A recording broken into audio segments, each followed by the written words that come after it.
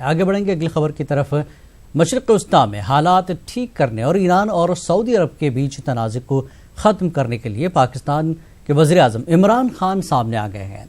इमरान खान आज ईरान पहुंचे। उन्होंने ईरानी सदर हसन रूहानी से मुलाकात की।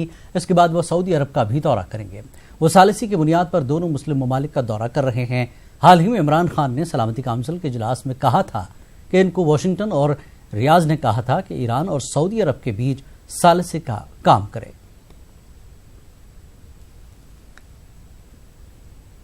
चीनी सदर शी जिनपिंग नेपाल में हैं। उन्होंने नेपाल के सदर भंडारी के साथ मुलाकात की और मुलाकात के दौरान नेपाल को अगले 2 साल तक 56 अरब रुपए इमदाद देने का ऐलान किया है। उन्होंने कहा कि चीन की जानिब से नेपाल की तरक्याती कामों के लिए अगले 2 बरसों के दौरान ये रकम दी जाएगी। जिनपिंग हफ्ते को नेपाल दौरे पर पहुंचे थे, जहां उनका गर्मजोशी से इस्तकबाल किया गया था।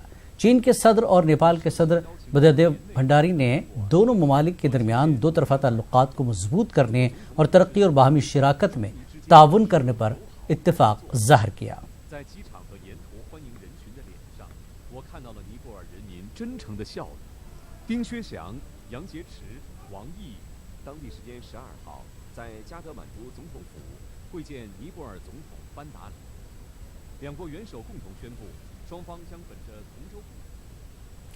जापान में ताकतवर तूफानी हॉकी बेस ने तबाही मचा दी है, जिसकी वजह से जद में आने से 10 से ज्यादा अफराद हलाक हो गए, जबकि 128 लोग जख्मी हो गए। तूफान की वजह से 17 अफराद लापता हैं। बताया जा रहा है कि 216 किलोमीटर फी घंटे की रफ्तार से हवाएं चल रही हैं और मुल्क के कई इलाकों में भारी बारिश और लैंडस्लाइडिंग भी हुई है।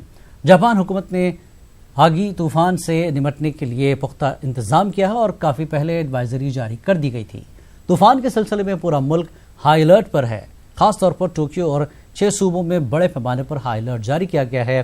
सैलाब और लैंडस्लाइडिंग की वजह से लाखों अफराद पहले ही अपने घर बार छोड़कर महफूज मकामात पर मुंतकिल हो गए हैं।